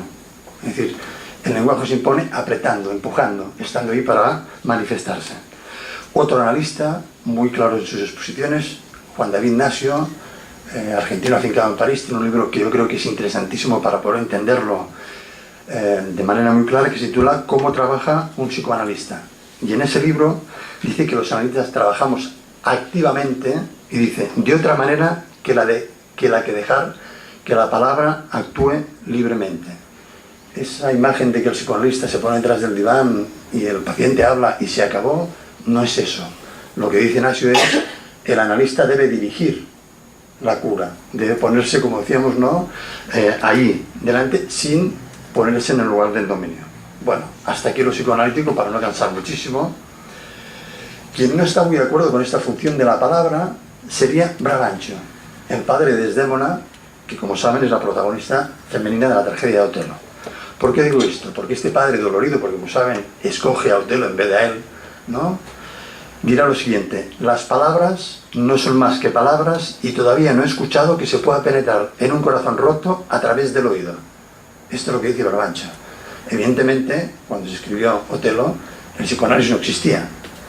Pero haría falta saber qué pensaría el padre de Desdémona si hubiera podido escuchar y conocer la opinión de Freud, que en una de sus frases dice lo siguiente: la ciencia moderna aún no ha producido un medicamento tranquilizador tan eficaz como lo son unas pocas palabras bondadosas. Bueno, sabemos de esa importancia y por ahí vamos. Todavía más, otra cita, en este caso una referencia cinematográfica: las palabras se impondrán ante la reina, no las espadas. Es de una película que se llama Anonymous, no sé si la conocen. Es una película realmente interesante que dice que Shakespeare no era el creador de sus obras, sino que era el 16º conde de Oxford, Sir Edward de Vere. Bueno, pues esta frase que os veía es de este señor en la película, y el 16º conde de Oxford lo dice desde el punto de vista que la fuerza de la palabra puede llegar a tener en la obra teatral. Por lo tanto, vemos que ahí empezamos a encontrar esas similitudes entre la fuerza de la palabra en el ámbito clínico y también en el ámbito teatral. Joan, nuestro traductor al que me refería, nos decía que Hamlet es la encarnación de toda exuberancia verbal en Shakespeare. El narrador de Anonymous, en cambio, nos dice en su película que a Shakespeare y a su obra se le recordará mientras las palabras estén hechas de aliento y el aliento de vida. Por lo tanto, la palabra sería el aliento de la vida. Pensando en Otelo, me vino a la cabeza otra película, El piano, de Jane Campion. El piano y Otelo y el piano tienen muchísimas cosas en común. La referencia constante al deseo, a las pasiones como el amor, el odio, la ignorancia, a las pulsiones como la mirada, la voz, a los celos, evidentemente, y, cómo no, a la importancia de la palabra, incluso cuando ésta no puede ser emitida. ¿Qué decía Michael Nyman, el autor de la banda sonora de esta película, sobre la música que había compuesto para ella? Decía: la música es crucial en la película, dado que Ada, la protagonista, que supongo conocerán, no habla, la música del piano no tiene que desarrollar, y no es en mayúsculas, únicamente el habitual papel expresivo, sino que se convierte en el sustituto de su voz, de la voz de Ada. El sonido del piano se convierte en el carácter de ella, en su estado de ánimo, en su manera de expresarse, en los diálogos que ella nos sostiene. Pero ¿por qué no habla? No sé si conocen la película, pero en la película no se cuenta. Mentira, sí se cuenta, lo cuenta la hija de Ada, la pianista, cuenta que su madre fue espectadora de cómo un rayo partía a su padre y que se convertía en una antorcha. Eso es una ficción, porque realmente, ¿no? La propia Ada dice en el libro, en el guión escrito: la voz que escuchan no es mi voz corporal, sino la de mi mente. No he hablado desde que tenía 6 años y nadie sabe la razón, ni siquiera yo sé por qué. Mi padre dice que se trata de un talento secreto, de un poder oscuro, y que el día que se meta en la cabeza dejar de respirar será el último día de mi vida. Michael Nyman acompaña esta pieza musical con un título, yo creo, muy acertado. Lo titula Mi gran secreto, un secreto que da cuenta de por qué precisamente Ada no habla. Pues Jane Campion y Kate Pullinger, que son las que fueron las guionistas, sí cuentan, ¿no?, por qué dejó de hablar Ada. Cuentan más o menos que esta hija única, que solo tiene padre, no tiene madre en el momento en que se desarrolla una escena, que es la niña de sus ojos, tiene una cena con sus hermanas, con las hermanas del padre. En esa cena la niña empieza a jugar, a revolotear y hace cosas que no debería hacer, y su padre, por primera vez en su vida, se enfada desmesurada y violentamente con ella y le dice que se vaya a su habitación. La niña se levanta, se marcha corriendo y llorando, y cuando está marchando hacia su habitación, su padre le dice: y ni una palabra más desvergonzada. Bueno, pues esa es una palabra que Ada toma como un mandato que dice o le hace mantener ese mutismo a lo largo de su vida. Me parecía un interesante ejemplo para poder hablar del poder de esta palabra al que nos referíamos. Pero si hablaba del principio en estas jornadas que hacíamos en el 2012, me voy más atrás, al 2002, 10 años más tarde, en unas jornadas que titulamos Psicoanálisis y Teatro, que organizamos entre distintas asociaciones, la Universidad Rovira i Virgili y el Ayuntamiento de Tarragona, no con el Colegio de Psicólogos, que se llamaban, bueno, pues eso, Jornadas de Psicoanálisis y Teatro. En la inauguración de las jornadas, como presidente de unas asociaciones que yo era, me pidieron que dijera unas palabras y utilicé una frase que uno de mis analizantes comentó en una de sus sesiones. Él dijo lo siguiente: los actores, él está en el mundo de las artes escénicas, ¿no? Los creadores en general hemos nacido para explicar lo que nos pasa, ya sea en un diván o encima de un escenario. Y claro, yo pensaba, solo el o añadimos el i. Puede hacerse en un diván y también en un escenario. Es verdad que hay muchos creadores que dicen que si se pusieran en un diván les daría miedo porque a lo mejor eso les quitaba toda su creatividad. Bueno, pues pensamos que en esa jornada, al orden de lo que se hace hoy aquí, ¿no?, creíamos que era interesante poder hacer venir a profesionales de las distintas disciplinas. Contamos con distintos profesionales, ¿no? Manuel Barceló, Uriol Grau, que supongo conocerán por ese personaje televisivo palomino de unas grandes orejas que salían en Antena 3 con Buenafuente, y tuvimos la suerte de contar con en aquel momento un joven escritor y director de teatro que actualmente es uno de los más exitosos guionistas y directores de series televisivas en Cataluña, que se llamaba David Plana. Escuché una vez una entrevista en la que David decía: leyendo mis obras veo que hay algunos puntos donde van saliendo mis fantasmas y mis historias, y que algún día, supongo, tendré que hacerme mirar por un psicoanalista. Le invitamos con una frase tan interesante como esta que viniera, y hicimos una jornada maratoniana, una tarde con él, ¿no?, en la que compartimos lecturas dramatizadas por parte de unos actores y comentarios que él iba haciendo alrededor de esas lecturas para poder, como decíamos, ¿no?, ver cuál era su visión de sus propias obras. Él matizó que utilizaba su inconsciente para crear obras de teatro como sustituto del psicoanalista, nos decía él, a pesar de que, decía, eso le dejaba completamente desnudo ante el público, mostrarse, como decíamos, al descubierto. Decía incluso que le resultaba muy difícil poder asistir a sus propias obras, a sus representaciones, por lo que era como ver sus propias entrañas con mucha gente mirando, llorando, riéndose, sintiéndose reconocido, y al final, además, acaban aplaudiendo.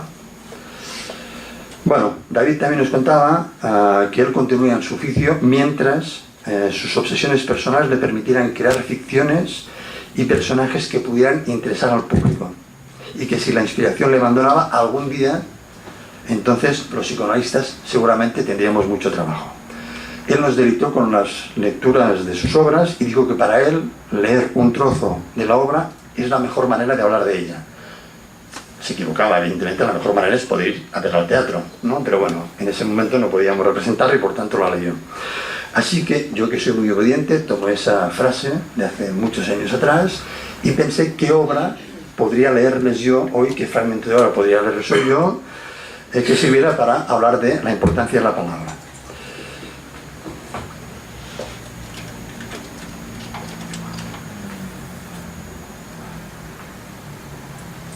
Bueno, pues lo tenía clarísimo. Escogí esta obra, Paradero Desconocido. ¿Alguien la conoce entre el público?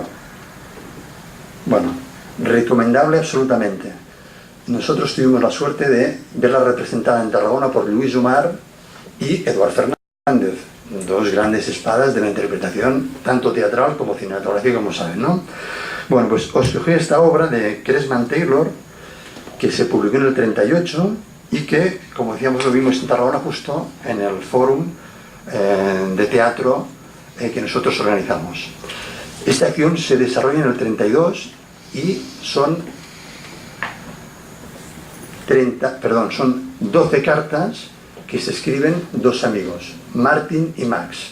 Uno de ellos, Max Einstein, como sabrán por el apellido, es un judío afincado en San Francisco y que tiene un compañero que se llama Martin Schulz, que llevan conjuntamente en San Francisco una galería de arte. Pues a partir de un momento, Martin se va a Alemania en el momento del auge nacionalsocialista y las cartas tienen que ver con esta cuestión. Bueno, pensé que iba a leerla, pero pensé que si yo la leía podía hacerlo muy mal. Así que encontré un audio de Joan Mora, que es un locutor, le llamé, le pedí permiso para poder traérsela hoy aquí, y le voy a pedir a Ana, se lo he dado antes, que mientras escuchan esta locución, que dura 10-12 minutos creo que es, que les vaya pasando un objeto que me gustaría toquen, miren y puedan palpar, ¿de acuerdo?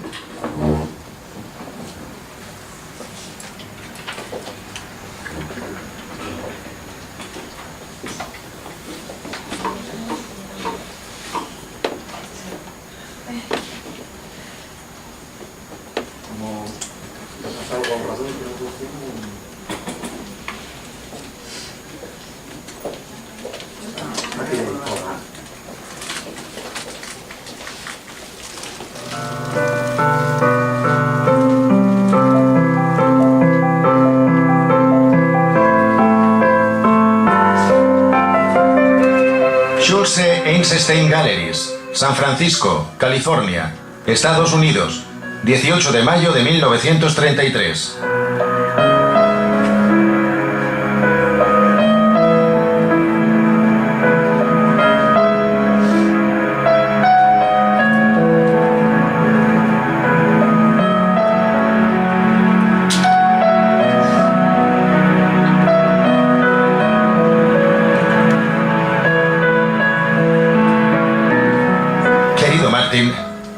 Estoy angustiado por las noticias que, gota a gota, publica la prensa sobre la madre patria. Por eso es natural que te pida a ti aclaración de las contradictorias historias que aquí nos llegan. Estoy seguro de que las cosas no son tan fieras como las pintan. Los periódicos americanos coinciden en que ha comenzado un pogromo atroz. Sé que tu mentalidad liberal y tu buen corazón no tolerarían ninguna atrocidad y que, a través de ti, podré saber la verdad. El hijo de Aaron Silverman acaba de volver de Berlín y he oído decir que se salvó por los pelos. No son precisamente bonitas las historias que cuenta de gente apaleada, gente forzada a tragar con los dientes apretados 1 litro de aceite de ricino y a sufrir con las tripas retorcidas horas mortales de lenta agonía. Esas cosas pueden ser verdad y pueden, como tú dices, ser chispas superficiales brutales de cualquier revolución. Para los judíos es historia familiar repetida a lo largo de los siglos. Es casi increíble que haya de soportarse el martirio hoy, en una nación civilizada. Bueno, escríbeme, amigo mío, y calma la inquietud de mi alma. La obra de Grisel bajará el cartel a fines de junio, después de haber tenido gran éxito. Me cuenta que ya tiene una oferta para actuar en Viena y otra que le interesa mucho al final del otoño, en Berlín. Habla más de esa última, pero le he escrito diciéndole que espere hasta que se aplaque la ola antisemita. Desde luego, usa un apellido no judío. De cualquier modo, Einstein sería un apellido imposible de usar en las tablas. Pero no es el apellido lo que traicionaría su origen. Sus facciones, sus gestos, la emoción de su voz proclaman su condición de judía, se llame como se llame. Y si el antisemitismo tiene fuerza real, lo mejor que puede hacer es no aventurarse a meterse en Alemania en estos momentos. Perdóname, amigo mío, por escribirte una carta tan sosa y breve, pero no tendré descanso hasta que no me hayas tranquilizado. Sé que me contestarás con absoluta sinceridad. Por favor, hazlo de inmediato. Con las más ardientes muestras de confianza y amistad para ti y los tuyos, tu siempre leal Max.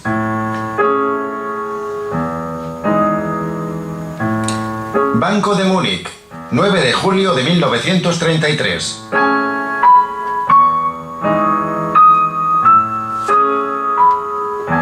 Querido Max, como verás te escribo desde el escritorio de mi banco.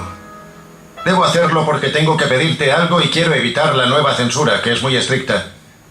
Por el momento debemos interrumpir el intercambio epistolar.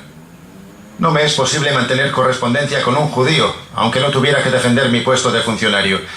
Si fuera imprescindible mandarme unas letras, inclúyelas en el cheque y no vuelvas a escribirme a casa. En cuanto a las severas medidas que tanto te preocupan, debo decirte que a mí tampoco me gustaron al principio. Pero me he dado cuenta de que, desgraciadamente, son necesarias. La raza judía es un dedo en la llaga para cualquier nación que le dé cobijo. Nunca he odiado a ningún judío en particular. Siempre te he considerado un amigo querido y respetado, pero comprenderás que te hablo con absoluta sinceridad si te digo que te he querido no por tu raza, sino a pesar de ella.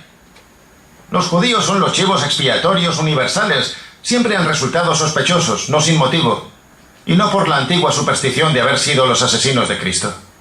El problema judío no es más que un incidente. Está ocurriendo algo mucho más importante. Si pudiera enseñarte, si pudiera hacerte ver el renacer de esta nueva Alemania bajo la jefatura de nuestro amado líder, no se puede mantener a un gran pueblo subyugado para siempre. Derrotados, hemos agachado la cabeza durante 14 años. Hemos comido el pan amargo de la venganza y tragado las empachosas gachas de la miseria.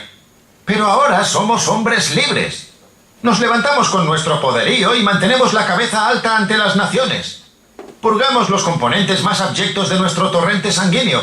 Marchamos a través de nuestros valles cantando enardecidos con un paso firme en pos de una nueva hazaña. Y desde las montañas llaman las voces de Wotan y Thor, los ancestrales y poderosos dioses de la raza alemana. Pero no. Conforme escribo, conforme me enardece el entusiasmo ante la nueva perspectiva, estoy seguro de que no comprenderás lo necesario que todo esto es para Alemania. Solo verás que tu pueblo tiene dificultades. No comprenderás que deben sufrir unos pocos para que se salven millones. Antes que nada serás un judío y gemirás por tu pueblo. Lo entiendo, es propio del carácter semita. Os lamentáis, pero nunca tenéis valor para devolver los golpes. Por eso hay pogromos. Ay, Max, te dolerá, lo sé, pero tienes que hacerte cargo de la verdad. Hay movimientos más grandiosos que los hombres que los dirigen. Heinrich es oficial de los escuadrones juveniles, encabezados por el barón von Freyche, cuyo rango ahora da lustre a nuestra casa porque viene con frecuencia a visitar a Heinrich y a Elsa, a quien admira mucho. Yo siempre estoy metido en el trabajo hasta las orejas. Elsa se interesa poco por la política, salvo para adorar a nuestro bien amado líder. Este último mes está muy cansada. Tal vez los bebés estén llegando demasiado seguidos. Se sentirá mejor cuando haya nacido este. Lamento que nuestra correspondencia quede interrumpida de esta manera, Max. Quizás algún día podamos encontrarnos otra vez en condiciones de poder entendernos mejor. Como siempre, tu amigo, Martin Schulze.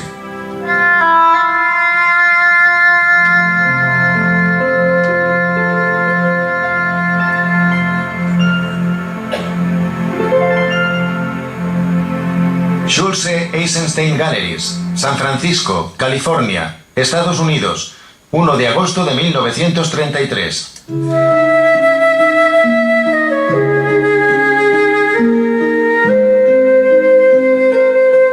Martin, mi querido y viejo amigo, te mando estas líneas a mano gracias a la amabilidad de Jimmy Lederer, que pasará pronto por Múnich durante su viaje de vacaciones en Europa. No he podido recobrarme de la impresión que me produjo tu última carta. Es tan ajena a tu manera de ser que solo puedo atribuir su contenido a tu miedo a la censura.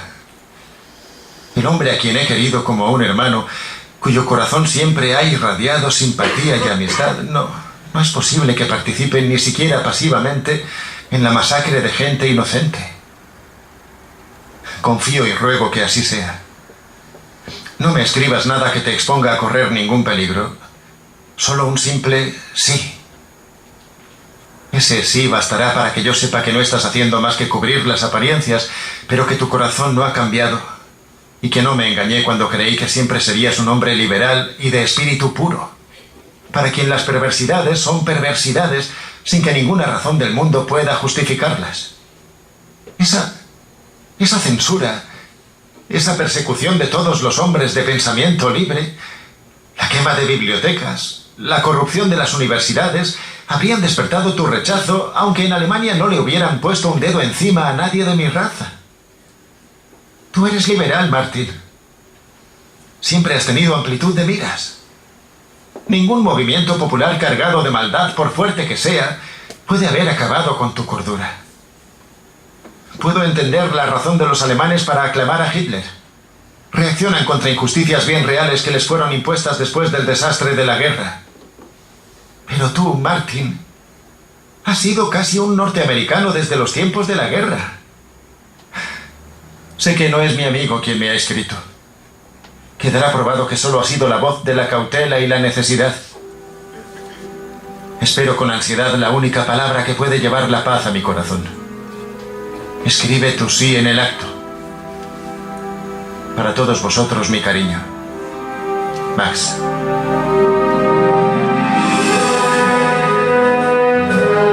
Banco de Múnich, 18 de agosto de 1933. Querido Max, recibí tu carta. La respuesta es no. Eres un sentimentalista. No sabes que no todos los hombres están hechos a tu medida. Les pones una bonita etiqueta como liberal y esperas que actúen de determinada manera. Bueno, lo dejo aquí porque me parece que es importante poder, como decíamos, ¿no?, verlo.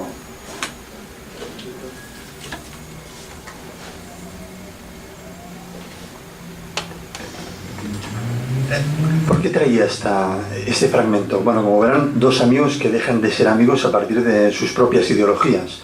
Me parecía interesantísimo porque en el debate que teníamos con Luis y con Eduard salía cuál era la función del director, qué es lo que hacía. No les voy a contar el final, dramático final, porque evidentemente si les contamos de qué va, pierde todo interés. Pero es un final mortífero, ¿eh? Es decir, fíjense que lo que le pide Max a Martin es, por favor, dame un sí. Y lo que le contesta Martin es, mi palabra es un no. Ese no, como decíamos, tiene esa importancia fundamental. Les preguntamos por la función del director y el artista a la hora de crear esa obra. Luis dijo que mucha parte de la escenografía y cómo se desarrollaba la obra en sí tenía que ver con el propio Eduard. Y nos contaron una anécdota de algo que en un momento determinado la obra empieza. Antes de que empiece la obra ves que ellos están bebiendo, parece que un vino, invitan a la gente que está en el teatro, ¿no? Y luego eso queda ahí. Pues cuando Max recibe este no por parte de Martin, lo que hace Eduard Fernández, porque fue una propuesta suya, es dirigirse a esa cubitera, saca el vino y todo el hielo que estaba en esa cubitera se lo tira por la cabeza. Ese significante, ese jarro de agua fría que precisamente él vive delante de esa respuesta con una simple palabra que es un no, nos parecía realmente interesante. Por lo tanto, ¿qué podríamos decir? Que la palabra verbalizada es primordial, evidentemente, ¿no? Pero que tendríamos que tener en cuenta también las distintas formas a través de las cuales los sujetos se pueden expresar. El silencio de Ada, el silencio, como decíamos, no teatral también, es una palabra, como decíamos, no enunciada, pero es una palabra que tiene un sentido, el silencio como sí. La gestualización, en este caso, ¿no? El cuerpo y cómo se mueve es otra palabra. O la música y el título que le ponía Michael Nyman es una última palabra. Puntos en común de encuentro entre nuestras disciplinas, para ir cerrando porque veo que se nos queda el tiempo muy corto, si no mal me rae. Bueno, la primera de ellas, evidentemente, ¿no? Elementos de encuentro. La materia prima con la que trabajamos, por un lado los psicólogos y por otro los actores, los directores, la palabra. Yo hablaría del ruido de la palabra. Ruido teniendo en cuenta, como decíamos, ¿no?, que se trata más de ese alboroto, al que se da el significado del ruido, a la novedad, al revuelo que se le puede dar, a la extrañeza que puede provocar determinadas verbalizaciones, ¿no? A lo que decíamos al principio como desconcierto y quedarse deslumbrado. Jerzy Grotowski, director teatral polaco, tiene una frase interesantísima en su obra Hacia un teatro pobre. Dice, para mí, como creador de teatro, lo importante no son las palabras, sino lo que hacemos con ellas, ya que lo que reaniman las palabras inanimadas del texto es precisamente, ¿no?, esa manera de pronunciarlas y ese darle un sentido reanimado, como tal. Bueno, decíamos, la importancia de la palabra, el primer elemento que nos une. En segundo lugar, la interpretación, ¿no?, o el trabajo de la interpretación. ¿Qué hace un actor? Interpreta sobre un escenario. ¿Qué hace el espectador? Interpreta cómo entiende esa frase, esa escena, esa obra, le da un sentido. ¿Qué hace el paciente? El síntoma es la interpretación subjetiva de un signo, de algo que a él le ocurre. ¿Qué hace el clínico? Posibilitar la interpretación. Como decíamos, cada modelo a su manera. Segundo elemento, por lo tanto, de unión, el trabajo con la interpretación. Tercero, trabajo con la realidad y la ficción, aunque en ocasiones unas y otras se puedan confundir. Todos sabemos que el teatro es ficción, pero que, aunque sea mentira, decidimos vivirla en ocasiones como si fuera real. Dos ejemplos. Ocurrió en el coloquio que hubo en la punta del iceberg. Un señor acusó al autor de reaccionario, porque cómo podía ser que él pensara precisamente lo que había puesto en boca de sus personajes. Bueno, David Plano lo decía también muy claramente, ese es un error clarísimo. Yo no estoy poniendo en boca de, lo que estoy haciendo es poder intentar trabajar, permitir que se reflexione sobre determinadas cuestiones en momentos determinados, ¿no? También se coloca en un momento determinado al espectador en un lugar de formar parte de esta representación, de este espectáculo. La obra Stockman, ¿no? Una versión del Enemigo del Pueblo de Ibsen, en el momento en que precisamente en la asamblea se pide, ¿no?, que vayan contra el doctor Stockman, muchos de los personas que estaban en esa función se pusieron a gritar contra el alcalde, pensando que precisamente no, en ese sentido, se habían identificado con ellos, evidentemente. Cuarto elemento a tener en cuenta, el teatro y la psicología, ambos mueven emociones. No les voy a hablar de la catarsis porque todos sabemos que evidentemente está ahí como importante, tanto en el teatro como evidentemente también en el psicoanálisis concretamente, pero esa cuestión está ahí, remover emociones, de eso se trata a ambos niveles. Y por último, lo inesperado, lo sorprendente, ¿no? Es lo primordial, tanto en una obra, que es sorpresivo final, como en una interpretación. Nunca habría pensado que esto pudiera ser visto desde esta manera. Acabo ya con un cineforum que hicimos hace poco con la película El Club de los Poetas Muertos, que saben que precisamente habla de dos modelos educativos distintos, y en la que el protagonista, el profesor Keating, les dice a sus alumnos: las palabras y las ideas pueden cambiar el mundo. Otro escritor, William Golding, escritor inglés que sabrán es el premio Nobel de Literatura en el 83, sobre todo por su obra El Señor de las Moscas, decía: hay que reivindicar el valor de la palabra, poderosa herramienta que puede cambiar nuestro mundo. Keating, el profesor en el Club de los Poetas Muertos, decía también: atrévanse a cambiar y a buscar nuevos campos. Bueno, yo creo que precisamente jornadas como estas, organizadas por Psicoartes, permiten, ¿no?, como decíamos, iniciar ese camino. Hoy se entregan los premios Príncipe de Asturias. Coincide que hace un año lo recibió Muñoz Molina, y en su discurso decía lo siguiente: es nuestra responsabilidad salvar lo que ganamos gracias a que muchas personas hicieron y hacen bien sus oficios privados y públicos, y también reflexionar con urgencia sobre todos los errores, las inercias y descuidos que necesitamos corregir. En esta tarea, los oficios de las palabras podrán ser más útiles que nunca. Nuestros oficios, en teatro y en la psicología, precisamente trabajan con el poder de esa palabra. Sigamos apostando, como decía Freud, ¿no?, que comentaba, la función del arte en la sociedad es edificar. Reconstruimos cuando estamos en peligro de derrumbe. Sigamos apostando, por lo tanto, por la reconstrucción. Muchas gracias.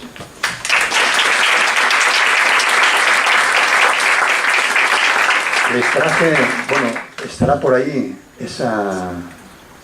ese objeto que les he pasado. ¿Lo tiene alguien? Al final, ¿alguien relaciona algo con la obra que... tiene que volver, si no van a enrollar. ¿Alguien lo relaciona de alguna manera con la obra que les he puesto, ese fragmento? ¿Qué les ha llamado la atención? ¿Sí? ¿Algo más? Las hendiduras que tiene. Esa era... ¿sí? Que sea un elemento cotidiano también. A mí me da más impresión que al tenerlo en la mano. Pues es un elemento realmente cotidiano, es un elemento que utilizó mi abuelo durante 5 años en el campo de Mauthausen.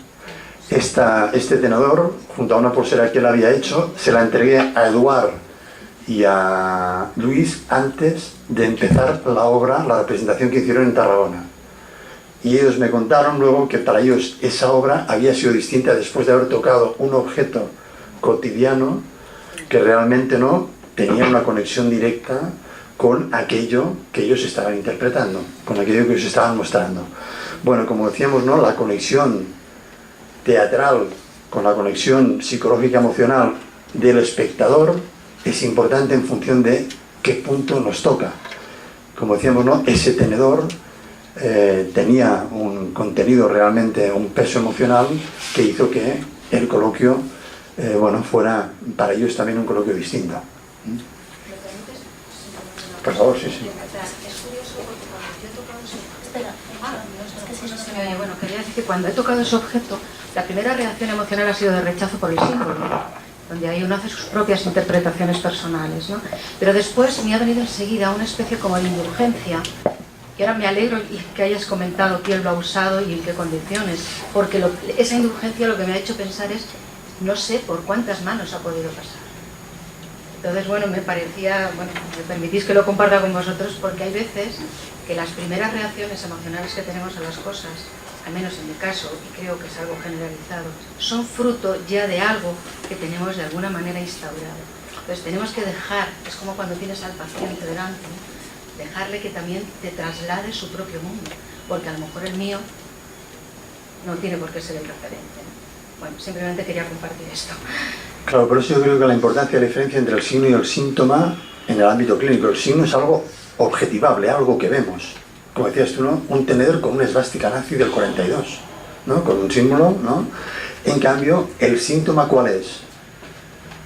Tenía un significado porque era algo importante para alguien, ¿no?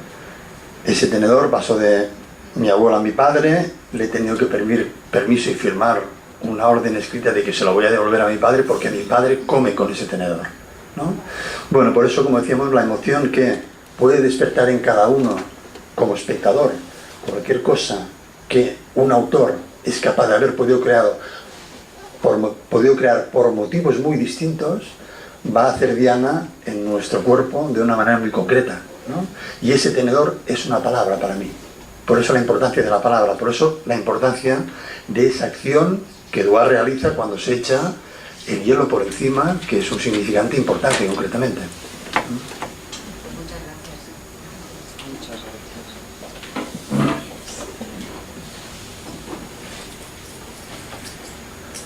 ¿Alguna pregunta más?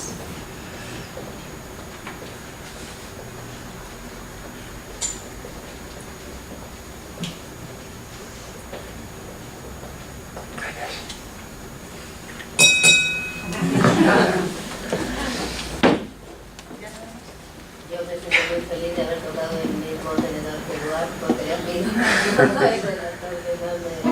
me gusta estos momentos. La pregunta sería, en estas cuestiones que tenemos en común con el teatro, ¿de qué manera ambas funciones pueden aunar esfuerzos, como decíamos, ¿no?, para poder tener también un efecto concreto? Una de las personas que vino, le pregunté qué le había parecido el coloquio y me dijo, me fui. No pude resistir el dolor que para mí supuso, sin que esto hubiera pasado todavía no podía resistir el dolor que para ella supuso, ¿no?, poder tener que hablar de esa cuestión tan dolorosa, ¿no?, como decíamos. Eso para mí tiene una función terapéutica también, ¿no?, el hecho de poder pensar qué supone ir a ver una obra, qué es la catarsis en la tragedia griega, ¿no? Purificación, para ver en el otro, ¿no?, para poder saber que el otro hace aquello que a nosotros nos deja tranquilos en la visión de otro. Bueno, la función de la palabra desde el teatro tiene esa función terapéutica para mí. La función del psicólogo, no solo analista, tiene otra función también, ¿no?, a nivel de la palabra. Es evidente que la función y el poder de la palabra es algo que supongo que nadie pondrá en duda, porque como vemos, ¿no?, esas palabras están ahí siempre para traicionarnos en momentos determinados y hacernos decir una cosa cuando queremos decir otra. De eso los analistas sabemos mucho en el ámbito de los lapsus y de las formaciones del inconsciente, ¿no? Bueno, pues muchísimas gracias. Ay, tenía una...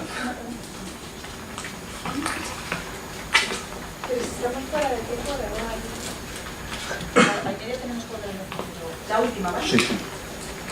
A mí me gustaría que comentaras cuál es el poder del silencio, o si crees que el silencio tiene poder en contraposición a la palabra, tanto en el teatro como en lo terapéutico. Claro. Yo creo que ese silencio en lo terapéutico tiene que ser un silencio buscado. No es un silencio, empiezo por lo terapéutico, ¿de acuerdo? No es un silencio del no saber qué decir, sino que es un silencio buscado. ¿Por qué los analistas no respondemos a veces a las demandas de un sujeto, ¿no? Cuando nos pregunta, ¿y usted por qué le parece que? Porque si nosotros damos una respuesta, eso queda como cerrado. Yo creo que este silencio, en este caso, ¿no? Voy de nuevo a este mismo ejemplo de Eduard, ¿no? Claro, la pregunta también que yo me hacía es, ¿cómo puede ser? Porque yo leí primero la obra antes de ver, como decíamos, la representación. ¿Cómo no va a dormirse la gente con 12 cartas epistolares que son, bueno, como muy densas, ¿no? Claro, eso visto en un escenario y con movimientos que incluyen el silencio, ¿no? Para mí son importantísimos. El silencio en ese sentido tiene una función, pues eso, de interpretación como tal. Es difícil interpretar el silencio de manera que el otro, me refiero también al espectador, a nivel teatro, pueda ver cómo ese silencio tiene un sentido para él. No es un silencio cualquiera, sino que realmente tiene un sentido importante. ¿De acuerdo? Por lo tanto, tanto en lo clínico como en lo teatral, ahí estaría. ¿Vale?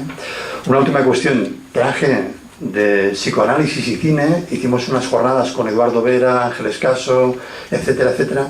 A pesar de que eran en Tarragona y en catalán, como teníamos gente de fuera, lo hicimos en castellano, y os he dejado unos cuantos volúmenes, no sabíamos que éramos tanto para quien quiera nos pueda recoger y pueda compartir con nosotros. Muchas gracias.